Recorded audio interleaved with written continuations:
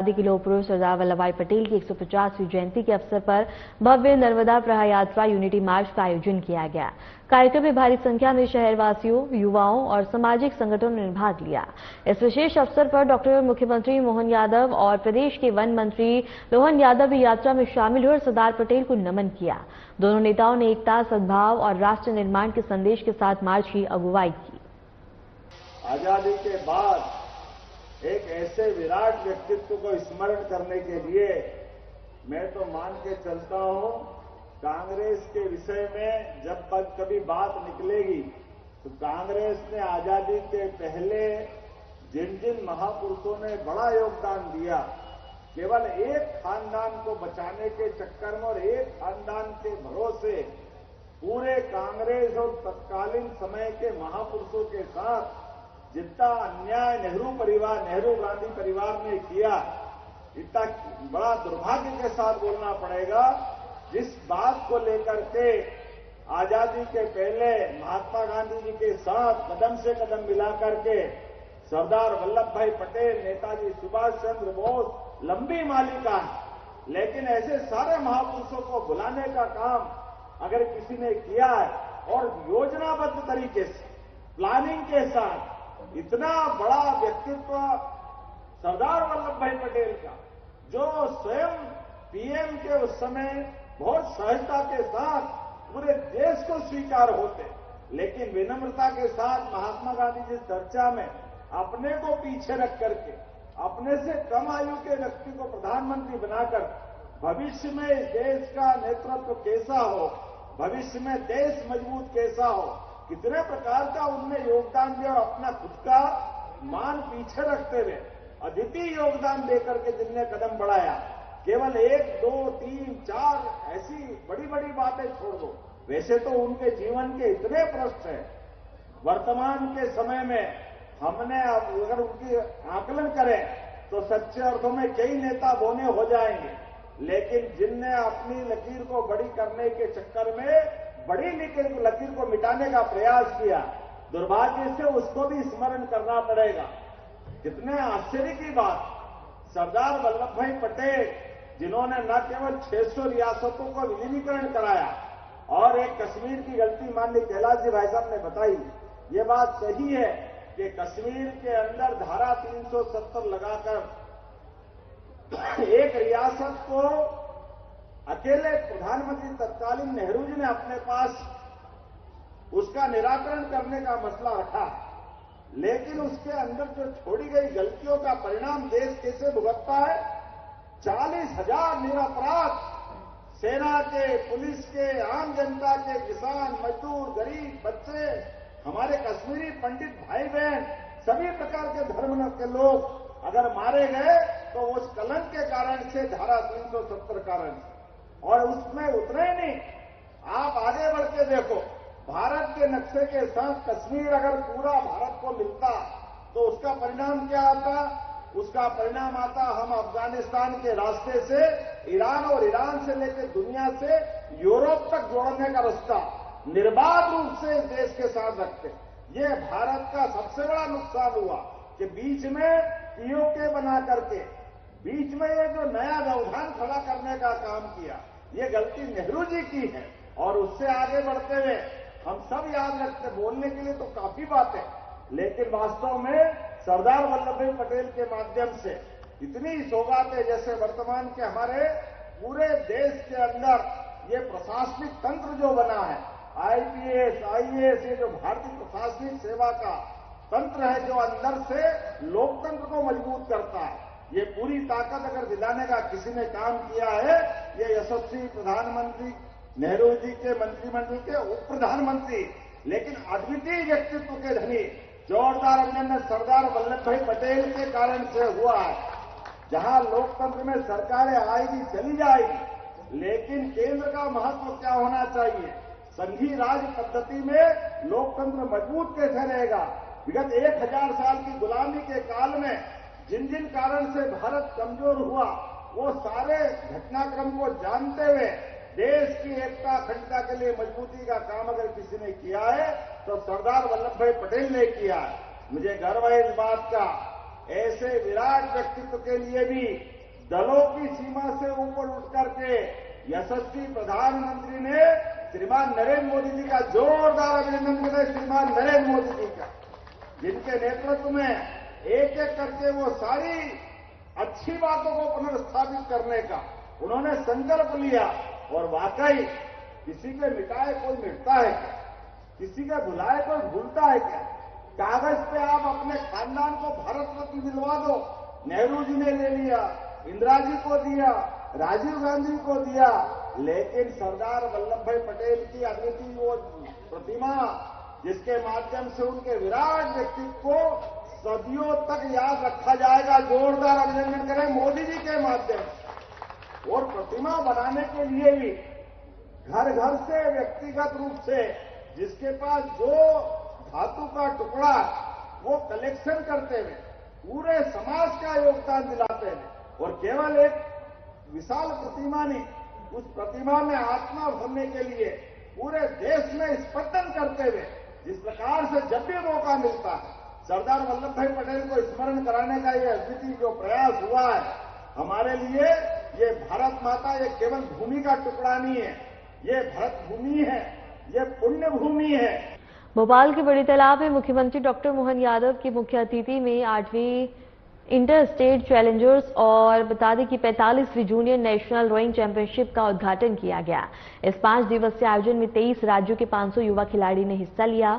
मुख्यमंत्री और खेल मंत्री विश्वास सारंग ने खिलाड़ियों का स्वागत किया और प्रदेश में खेलों और युवाओं के विकास को प्रोत्साहित करने का संदेश दिया।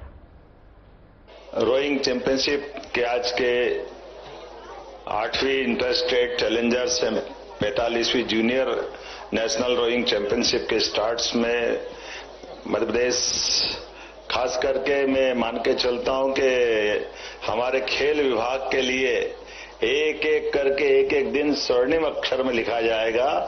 इतने प्रकार के खेल, इतने प्रकार की प्रतियोगिता मध्य प्रदेश में चल रही है। माननीय खेल मंत्री जी का भी जोरदार ताली बजाकर अभिनंदन करें।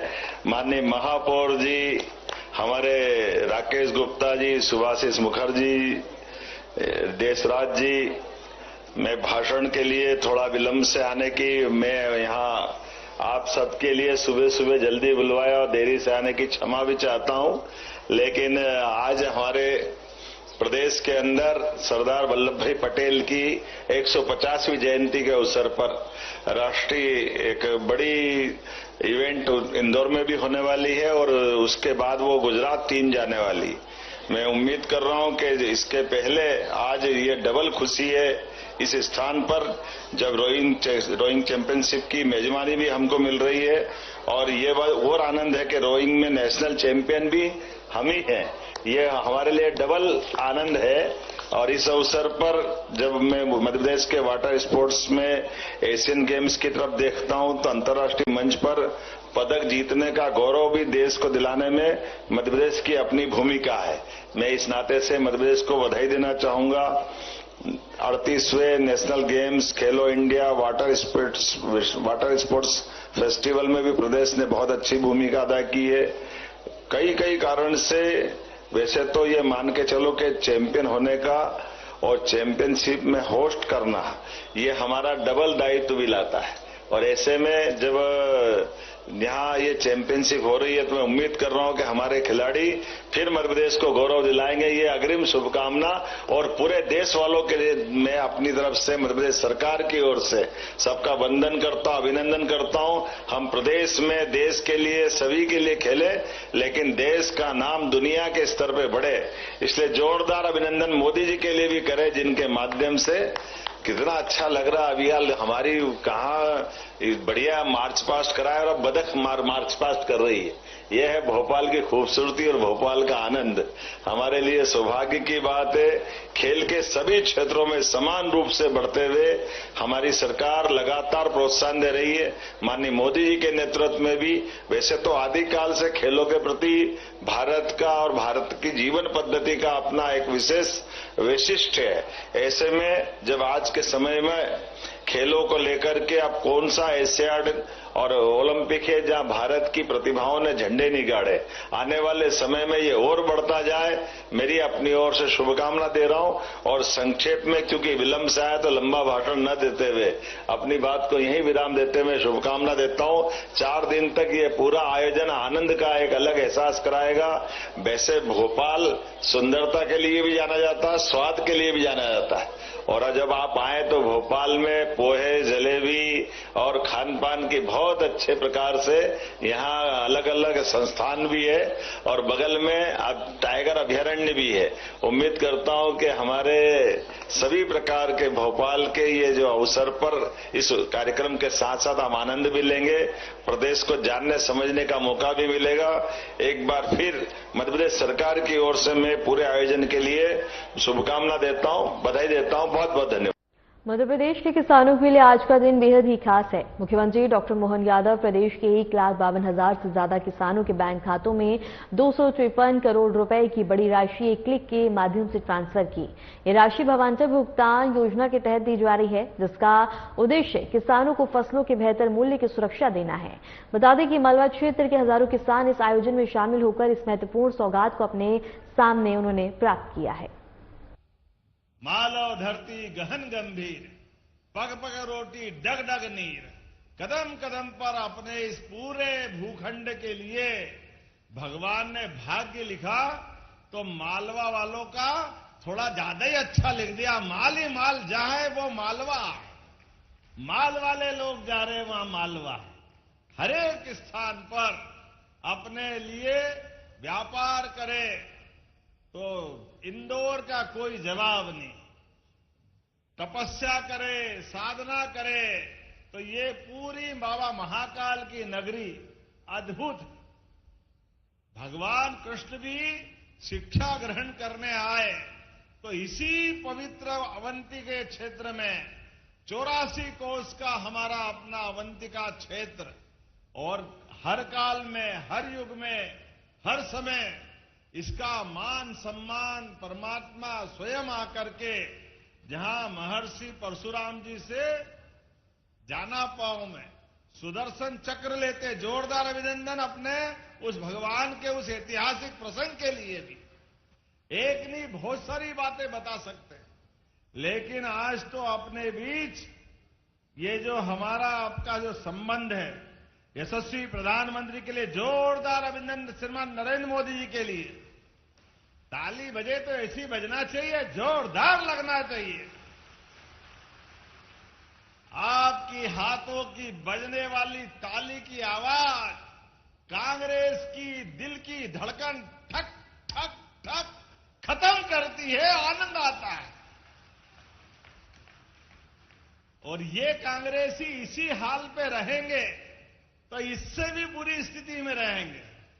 देखो, पूरे देश में 2014 के बाद जैसी झाड़ू लगने लगी है, ये हाय रे कर रहे हैं और देश इनसे कह रहा bye bye bye bye bye bye, जाओ जाओ जाओ। कांग्रेस ने जितना बुरा किया, जितना अन्याय किया इस देश के साथ, मित्रों, इस बात का गवाह दुनिया के बाकी देश। हमारे बाद आजाद हुआ इजराइल, जापान परमाणु बम के हमले में खत्म हो गया था। कई सारे देश कहां से कहां चले गए, लेकिन कांग्रेस ने लगातार शासन की व्यवस्था के माध्यम से, कहने के लिए तो 1969 में इंदिरा गांधी जी ने कहा था गरीबी हटाओ, गरीबी तो नहीं हटी, कांग्रेस ने देश गड्ढे में डाल दिया। लाज जब लाडली बहनाएं बैठी है तो जो हमने कहा था कि बहनों के लिए लाडली बहना का हमारा आपका रिश्ता 1,000 रुपया आपकी राशि देते हुए प्रारंभ हुआ, तब कांग्रेस ने कहा पैसे नहीं है, कहां से लाओगे, हो नहीं सकता, संभव ही नहीं, आप चुनाव के बाद बंद कर दोगे। बहनें ताली बजा के बताओ, बंद हुए कि राशि बढ़ती गई? जोरदार अभिनंदन करें। ये बजती हुई ताली कांग्रेस के कान के पर्दे हिला के रख देगी, क्योंकि जैसी नीयत वैसी बरकत। उनने तो एक कौड़ी दी नहीं, लेकिन हम सनातन संस्कृति वाले लोग इस बात को मानते हैं कि बहन बेटी के हाथ में कुछ दो तो कई गुना ज्यादा आशीर्वाद मिलता है, हमारी अपनी सारी तपस्या सफल होती। हमारी तो संस्कृति माता बहनों को पूजने की है। हम तो माता बहनों के आधार पर नवग्रह में पृथ्वी को माता से जोड़ के देखते हैं। हमारे लिए तो धरती भी है, देश भी माता स्वरूप है। इसलिए दुनिया के कई देश होंगे, वो कोई मां से अपना संबंध नहीं जोड़ते। हमें गर्व है, हम बोलते हैं भारत माता की। और मां जगदंबा का तो स्वरूप ही ऐसा है। मां का मन का भाव पूरे परिवार के लिए अलग प्रकार का होता है। बच्चा भूखा रहे, मां कभी नींद आ ही नहीं सकती। घर में कुछ हो न हो, एक एक व्यक्ति को जब तक खिला नहीं दे, मां बहन का मन भराएगा नहीं। कभी अच्छी मिठाई बन जाए तो खीर अच्छी बन जाए, धीरे धीरे बचपन में अब याद आता कि खाते खाते भूल ही जाते। एक कटोरी दो कटोरी मालूम पड़ा तपेली पूरी खाली कर दी, मां देखती रह गई। लेकिन मां के मन में कभी मलाल नहीं आता। उसके बाद भी अपने को खाते देख के वो आनंद से आशीर्वाद देती। ऐसी माता बहनों को प्रणाम करता हूं आपके माध्यम से। ये भारतीय संस्कृति की विशेषता है। हमने कहा था कि हम राशि बढ़ाएंगे और मां बहनों के लिए दो त्योहार, बहनों के लिए रक्षाबंधन और भाई दूज। मुझे खुशी है ये साल में एक एक बार आते हैं, लेकिन हमारी लाडली बहना की राशि तो हर महीने आती है। हर महीने रक्षाबंधन बन रहा है, ये हमारी परंपरा है। और अब जब ये पैसे आ रहे हैं तो बहनें कोई सिलाई मशीन ले आती है, कोई घर में अच्छा काम कर देती है, अपना एक एक रुपया सही तरीके से उपयोग करती। ये किसान भाइयों को भी किसान सम्मान निधि मिलती है। मोदी जी के माध्यम से जोरदार अभिनंदन दे रहा हूं किसानों के लिए भी। कांग्रेस ने कभी एक तोड़ी नहीं दी। हमारी भावना है सीमा पे जवान, खेत में किसान, दोनों बराबर है। मैं सबको प्रणाम करता हूं, किसान भाइयों को आपका अभिनंदन करता हूं। मेहनत पसीने से अपनी खुद की जान की बाजी लगा करके आप अन्न भंडार भरते हो। आपकी मेहनत के लिए सम्मान निधि या आपके पसीने की सम्मान निधि है। इसलिए हर महीने, क्योंकि साल के 12,000 मिलते हैं, बहनों को अब ये 18,000 मिलेंगे साल के। ये कांग्रेस कभी नहीं दे सकती। और जिसके लिए हम यहां आए हैं, आज अपने प्रदेश के अंदर सोयाबीन के लिए आप अंदाज लगा लो, 1956 में मध्य प्रदेश बना, लेकिन सोयाबीन, गेहूं, इनकी कीमत फसल की क्या थी 2002-03 तक? कोई की फसल के भाव 1956 में गेहूं था 90-100 रुपए कुंटल, और 2002-03 तक केवल 400 रुपए बढ़ा, 500, 550। कांग्रेसी की भावना नहीं थी। आपके दरवाजे आए कांग्रेसी तो पूछना उनसे कि 55 साल तुम्हारी सरकार रही, लेकिन गेहूं केवल 400 रुपए कुंटल भी आगे नहीं बढ़ा। और हमारी सरकार, माननीय साध्वी उमा भारती, बाबूलाल गौर, शिवराज सिंह चौहान और आपके भाई की सरकार, हमने 2600 रुपए क्विंटल गेहूं खरीदा कि नहीं खरीदा? जोरदार अभिनंदन करो, ये हमारी सरकार है। 55 साल में 400 रुपए और 20 साल में 2000 रुपया, ये बढ़ाने का काम, बल्कि 2000 क्यों 2100 रुपया, ये अपनी सरकार है। और सोयाबीन पे भी इस बार लगभग 500 रुपया आपका बढ़ा एमएसपी पे। पिछली बार 4800 में खरीदी थी, उस समय भी 4300 से 4800, 500 रुपया बढ़ा था। जोरदार अभिनंदन मोदी जी और शिवराज सिंह जी के लिए भी, भावांतर योजना के लिए जोरदार अभिनंदन करें। यह हमारी किसानों के प्रति प्रतिबद्धता है।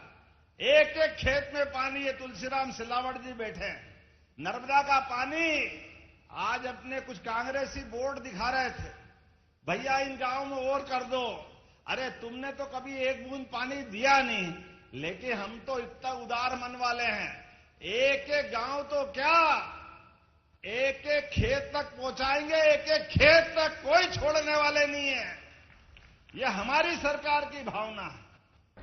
निवाड़ी जिले की धार्मिक और पर्यटन नगरी ओरछा में इस वर्ष भी रात्रि विवाह पंचमी के अवसर पर भगवान श्री राम और माता सीता के दिव्य विवाह की सदियों पुरानी परंपरा पूरे विधि विधान के साथ संपन्न हुई। लगभग 500 वर्षों से लगातार चल रही इस अनूठी परंपरा में हजारों श्रद्धालुओं ने शामिल होकर विवाह महोत्सव को दिव्य क्षणों के साक्षी बने। हर वर्ष की भांति इस बार भी प्रसिद्ध रामराजा मंदिर से भगवान राम की भव्य बारात बता दें कि ढोल नगाड़ों और गाजू बाजू के साथ जनकपुरी के लिए निकल गई और मंदिर से बारात प्रस्थान करते ही बता दें कि पुलिस बल द्वारा दूल्हा बने राजाराम सरकार को परंपरागत गार्ड ऑफ ऑनर दिया गया। इसके बाद भगवान श्री राम अपने छोटे भाई लक्ष्मण के साथ पालकी में विराजमान होकर नगरवासियों को दर्शन देते हुए जनकपुरी की ओर रवाना हुए। बारात में बता दें कि नगर ही नहीं बल्कि देश विदेश से आए भारी संख्या में श्रद्धालु और पर्यटक भी शामिल हुए। जनकपुरी पहुंचने पर भगवान श्री राम और माता सीता का बता दें कि संस्कार वैदिक मंत्रों और धार्मिक रीति रिवाजों के अनुसार संपन्न हुआ।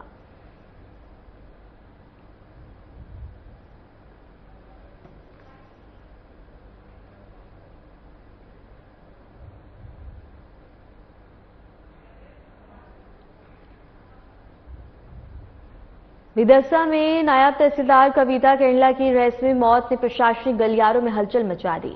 राजस्व परिसर की तीसरी मंजिल से गिरकर हुई मौत के बाद सवाल उठ रहे हैं कि दुर्घटना थी या आत्महत्या। कांग्रेस का दावा है कि एसआईआर की कार्रवाई और लगातार बढ़ते दबाव ने इस युवा अधिकारी को मानसिक रूप से तोड़ दिया। पुलिस ने घटनास्थल को सील कर दिया है और जांच शुरू कर दी है। परिवार का कहना है कि कविता ने पिछले रात फोन पर कहा था कि एसआईआर का काम चल रहा है, काम बहुत है, सुबह बात नहीं कर पाऊंगी और अगली सुबह मौत की खबर घर पहुंच गई। कविता मूल रूप से इंदौर की रहने वाली थी।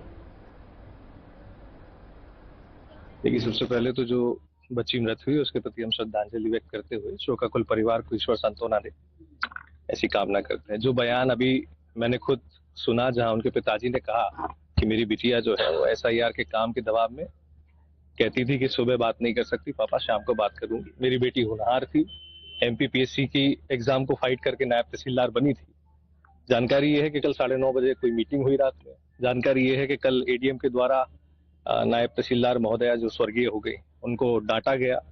एसआईआर के प्रेशर में लगातार मध्य प्रदेश ही नहीं देश में लोगों की जान जा रही है। एक तो इतने आनंद फानंद में 1 महीने में सब करना, फिर 3 साल की सजा का प्रावधान, लोगों के नाम नहीं मिल रहा है, लोग प्रशासन से नाराज हो रहे हैं, अधिकारियों से लड़ रहे हैं क्योंकि उनके नाम नहीं मिल पा रहा है। ऐसे में दबाव में अगर किसी व्यक्ति की मृत्यु होती है और वो भी ऐसे संदिग्ध परिस्थिति में जहां आपने बार बार जब उनके पिताजी से पूछा, वो बार बार कह रहे हैं कि आपने कहा कि भाई मृत्यु का क्या कारण है, उनने कहा पता नहीं। मतलब एक शोकाकुल पिता के कस्टडी में आप बयान दिलवा रहे हो।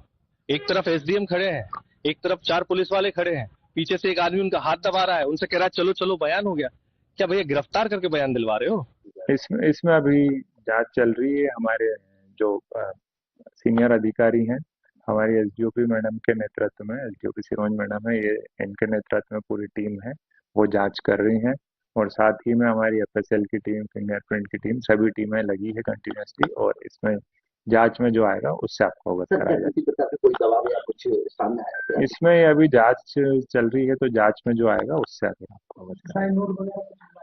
अभी टीम आई है, परिजन भी आ रहे हैं, तो उसके बाद जो रिसर्चिंग होगी तो उससे जो आता है जांच में फिर आपको अवगत कराया। मध्य प्रदेश कांग्रेस कमेटी के अध्यक्ष जीतू पटवारी भोपाल के एम्स अस्पताल पहुंचे, जहां उन्होंने रेप पीड़िता और उसके परिजनों से मुलाकात की। जीतू पटवारी ने बच्ची के इलाज, सुरक्षा और स्वास्थ्य व्यवस्था की जानकारी ली और परिवार को हर संभव मदद का भरोसा दिया। जीतू पटवारी ने आरोपी की तत्काल गिरफ्तारी और फास्ट ट्रैक कोर्ट में कड़ी कार्रवाई की मांग की है।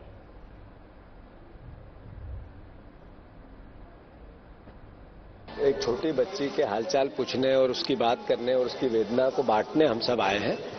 जब कानून व्यवस्था की बात मुझसे बेहतर आप सब जानते हैं, मध्य प्रदेश में कोई भी कानून नाम की चिड़िया अब दिखती नहीं है। पुलिस प्रशासन का खौफ जनता के डर से समाप्त हो गया। पुलिस लूट में लगी है। कई घटनाएं सामने आई है कि पुलिस का आपसी जो पुलिस पर हमले होते हैं। ये मैसेज क्या है? ये मैसेज है कि गृह मंत्रालय 0 है, हमारे मुख्यमंत्री गृह मंत्री 1 है। मुख्यमंत्री गृह मंत्री से सवाल नहीं पूछ सकते, उनकी जवाबदेही तय नहीं कर सकते। एनसीआरबी के आंकड़े बताते हैं कि मुख्यमंत्री फेल है, गृह मंत्री फेल है।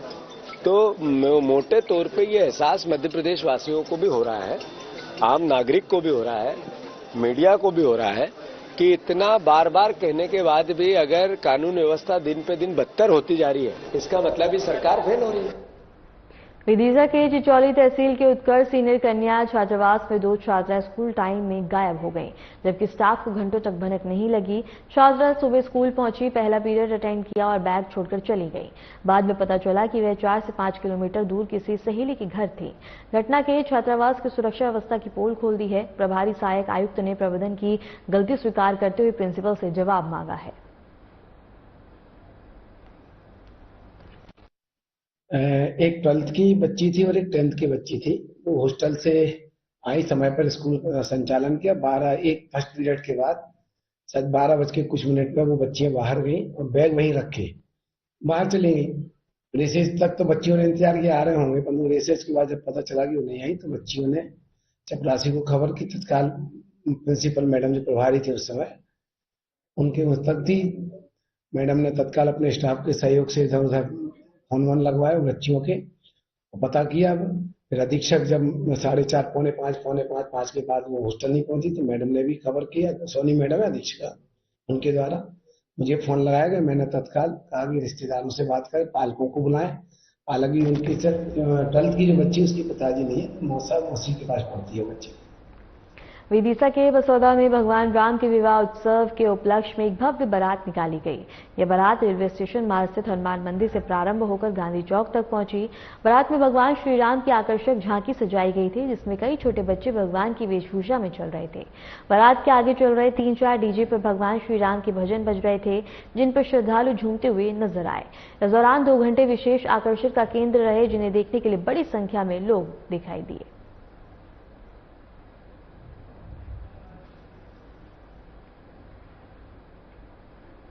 खबर निवाड़ी से है, जहां रामराजा विवाह के दौरान पुलिस आरक्षक अनूप यादव और पटवारी जलज तिवारी के बीच मारपीट का वीडियो सोशल मीडिया पर वायरल हो गया।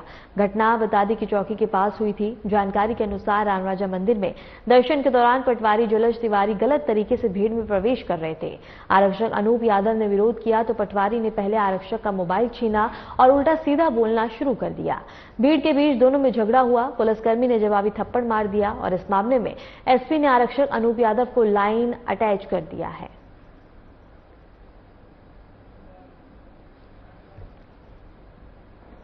फिलहाल के लिए मध्य प्रदेश की खबरों में इतना ही। नमस्कार।